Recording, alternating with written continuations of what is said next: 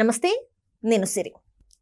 Trump ఈ పేరు వినగానే అమెరికాలో ఉంటున్న ఇండియన్స్ గుండెల్లో అయితే దడ స్టార్ట్ అయింది. ఇంకా ఆయన ఎన్నికైన తర్వాత తను తీసుకున్న నిర్ణయాల తర్వాత చాలా వరకు భయపడుతున్నారు. ఇక్కడ ఇండియాలో ఉన్న స్టూడెంట్స్ భయపడుతున్నారు. ఇక్కడ ఇండియాలో ఉన్న తల్లిదండ్రులు కూడా భయపడుతున్నారు.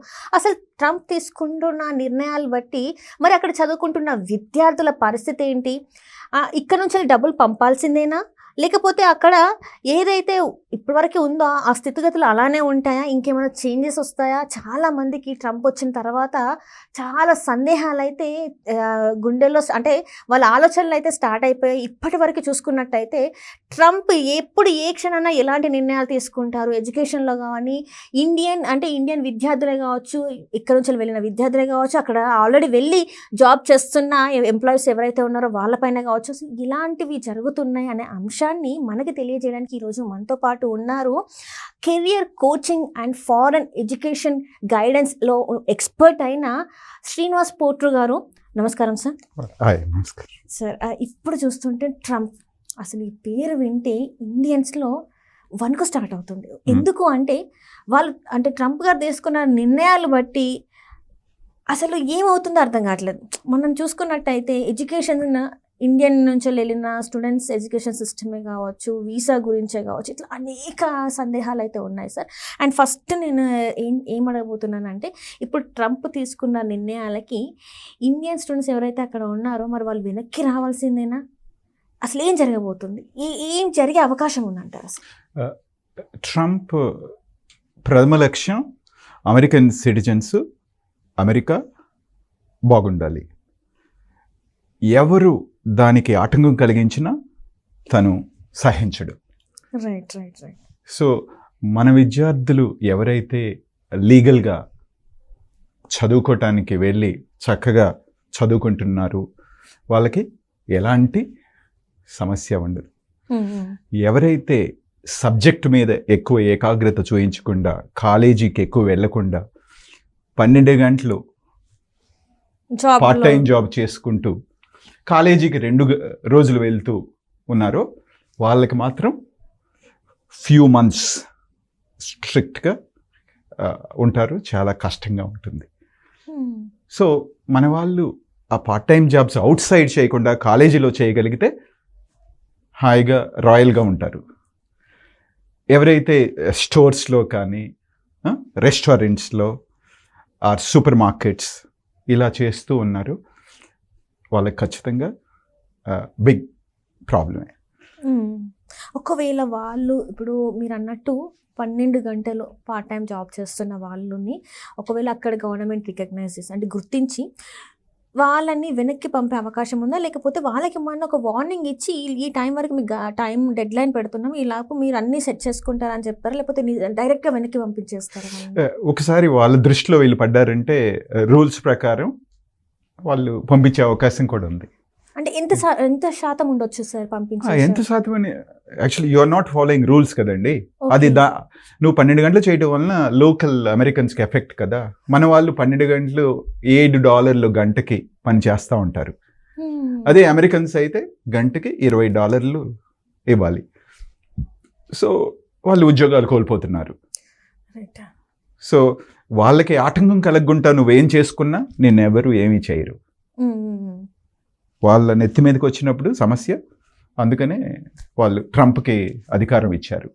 సో ట్రంప్ నిర్ణయం కూడా అదే కావాలి. మన ఎలక్షన్స్ టైంలో కూడా తను ప్రచారం చేసింది ఏంటంటే ఫస్ట్ ప్రియారిటీ ఇక్కడ ఉన్న సిటిజన్స్కి, పక్కన వాళ్ళకి కాదు అని చెప్పేసి.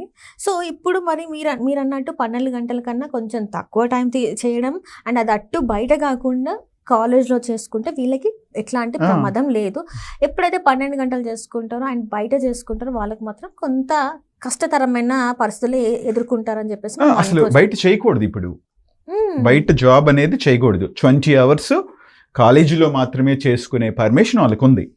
ఈ బయట ఏది మన పోస్ట్ ఆఫీసులో కానీ, ఇండియన్ స్టోర్స్ లైక్ మన గుజరాతీసి కానీ ఇలా వీళ్ళవి ఉంటూ ఉంటాయి అన్నమాట. రెస్టారెంట్స్ తెలుగు వాళ్ళవి కానీ ఇక్కడ చేస్తూ ఉంటారు. పోలీస్ ఆఫీసర్స్ వచ్చినప్పుడు వాళ్ళని చూసారా, స్ట్రైట్ అవే వాళ్ళని అరెస్ట్ చేయొచ్చు. అరెస్ట్ చేసే వరకు అంతే కదా. ఇల్లీగల్. దెన్ ఏం చేస్తున్నారు వాళ్ళు, బ్యాంక్ స్టేట్మెంట్స్ చూయించమంటున్నారు. ఓకే. బ్యాంక్ స్టేట్మెంట్స్లో ఏముండాలి, ప్రతి నెల ఇండియా నుండి వచ్చిన డబ్బు చూపించాలి వాళ్ళు, లేదా పార్ట్ టైం జాబ్ చేస్తుంటే కాలేజీలో వీక్లీ వచ్చే ఇన్కమ్ అన్నా చూపించాలి. అవి రెండూ లేనప్పుడు you are completely illegal how you are surviving, అంటే అసలు మీరు అలా Source of ఎలా income ఉండగలుగుతున్నారు. ఏంటి? అంటే క్యాష్ ఇన్ హ్యాండ్ డబ్బు తీసుకున్నామంటే తెలిసిపోతుంది. ఆ స్క్రూటినీలో మీరు ఉండకుండా ఉండాలి అంటే నెక్స్ట్ 3-4 months అన్నీ అవాయిడ్ చేసేసి కంప్లీట్లీ సబ్జెక్ట్ మీదే ఫోకస్ చేసుకుంటూ కొంత డబ్బులు ఇండియా నుండి తెప్పించుకొని సర్వైవ్ కావాలి. సార్ ఇప్పుడు ఇక్కడ నాకు ఒక చిన్న డౌట్ ఉంది సార్. ఇప్పటి వరకు చూసుకుంటే అమెరికా వెళ్ళిన వాళ్ళు చాలా మంది, నాకు తెలిసిన నా ఫ్రెండ్సే ఉన్నారు, చాలా మంది ఇండియాకి చదువుకుంటూనే, నాకు ఇప్పుడు డౌట్ వస్తుంది ఏంటంటే వాళ్ళు చదువుకుంటూనే వాళ్ళ లోన్ క్లియర్ చేశారు, ఇక్కడ తీసుకున్న లోన్ని, Yes. అండ్ ఇంటికి డబ్బులు పంపించారు. ఇప్పుడు ఇదంతా ఆగిపోతుంది, రిటర్న్లో మన వాళ్ళే అక్కడికి డబ్బులు పంపించాలని అంటారు, అంతేనా?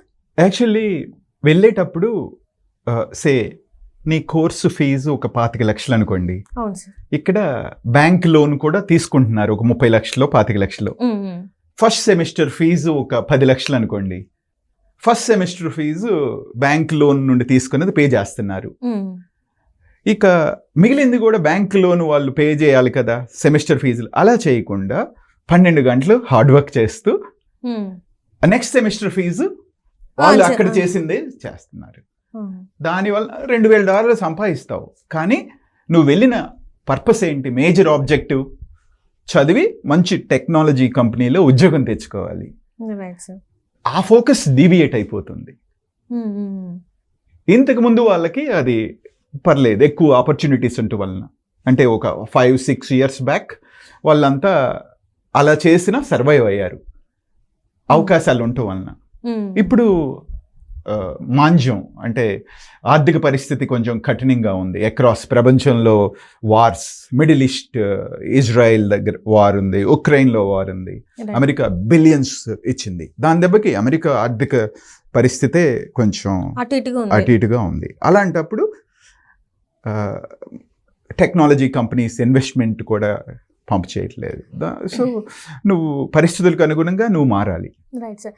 హైలీ స్కిల్ఫుల్ పీపుల్ మాత్రమే సర్వైవ్ అవుతారు. సార్ ఇప్పుడు మీరు చెప్పారు హైలీ స్కిల్ఫుల్ పీపుల్ అని చెప్పేసి అంటున్నారు. హైలీ స్కిల్ఫుల్ పీపుల్ అంటే చాలా మంది ఇప్పుడు ఇందాక మనం మాట్లాడుకున్న దాన్ని బట్టి సైన్స్ స్టూడెంట్స్ ఎక్కువ వెళ్తున్నారని మీరు అంటున్నారు, కానీ చాలామంది వివిధ రంగంలో ఉన్న వాళ్ళు కూడా వెళ్ళడం జరుగుతుంది.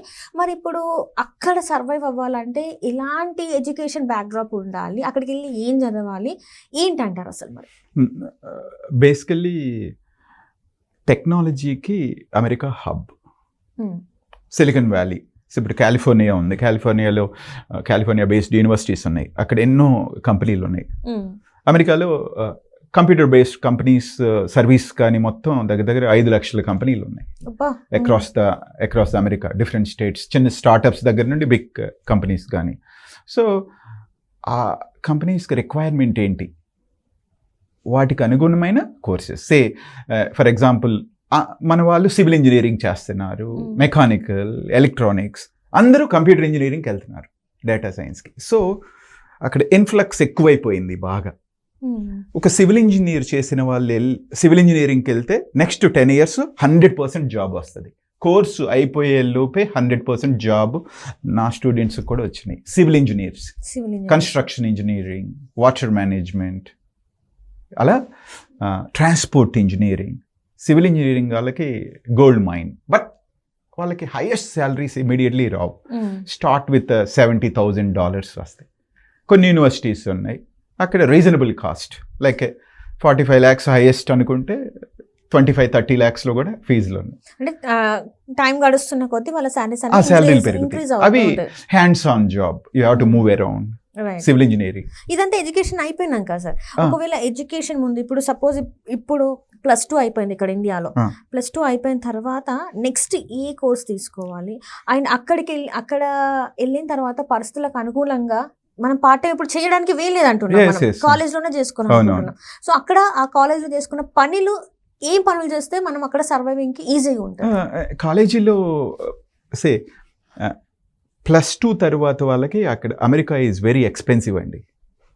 అతి తక్కువ యూనివర్సిటీస్ మాత్రమే, ఫ్లోరిడా బేస్ ఒక యూనివర్సిటీ ఉంది, వాళ్ళు సంవత్సరానికి 10 లక్షల్లో కోర్స్ అయిపోతుంది. అదే టాప్ యూనివర్సిటీ అయితే సంవత్సరానికి మీకు ₹1,00,00,000 కూడా అయ్యాయి ఉన్నాయి. Ivy league, top Wharton school of business, ఇలా యూనో హార్వర్డ్, ఇవన్నిటి వెరీ ఎక్స్పెన్సివ్. సో ఈ కొన్ని యూనివర్సిటీస్ రీజనబుల్గా ఉంటుంది అమెరికాలో. America UG under graduation inter తర్వాత వెరీ ఎక్స్పెన్సివ్. కానీ ఎవరైతే చేయగలిగితే మాత్రం ఆ కోర్సులు యూజీ 100% జాబ్ వచ్చింది. వాళ్ళు మళ్ళీ మాస్టర్స్ చేయాల్సిన పని లేదు.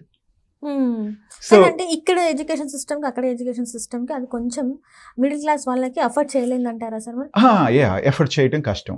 సో కొంతమందికి పర్ఫార్మెన్స్ అద్భుతంగా ఉందనుకోండి, స్పోర్ట్స్లో నేషనల్ లెవెల్లో ఉన్నారు, మంచి singer or dancer, extra curricular activities ఉన్నాయి, లీడర్షిప్ క్వాలిటీస్ అన్ని ప్రూవ్ చేసుకున్నారు, చారిటబుల్ వర్క్ చేశారు, వాళ్ళ పర్సంటేజ్ అద్భుతంగా ఉంది, SAT స్కోర్స్ ఉంటాయి. ఆ SATలో కూడా 1600కి దగ్గర 15, 80, 90 వచ్చినాయి. So they can get almost 70% funding. Top universities, India based scholarships ఉంటాయి, యూనివర్సిటీ స్కాలర్షిప్స్ ఉంటాయి. సో మెరిటోరియస్ స్టూడెంట్స్ని రివార్డ్ చేస్తారు. అమెరికా ప్రపంచంలో మెరిటోరియస్ స్టూడెంట్స్ని బాగా స్కాలర్షిప్స్ ఇచ్చేది ఓన్లీ కంట్రీ ఈజ్ అమెరికా. ఏ దేశం ఇవ్వదు అంతగా. Right sir, right. Thank you so much sir. మీరు మాకున్న డౌట్స్ అన్నీ, అంటే ఇప్పుడు అమెరికాలో ఉన్న సిచ్యువేషన్స్, స్టూడెంట్ సిచ్యువేషన్స్ని ఎలా ఉంటుంది, ఏంటి, ఎలాంటి జాబ్ చేసుకుంటే బాగుంటుంది అని చెప్పేసి మాకు క్లియర్గా ఎక్స్ప్లెయిన్ చేసినందుకు ధన్యవాదాలు sir. Okay, thank you very much.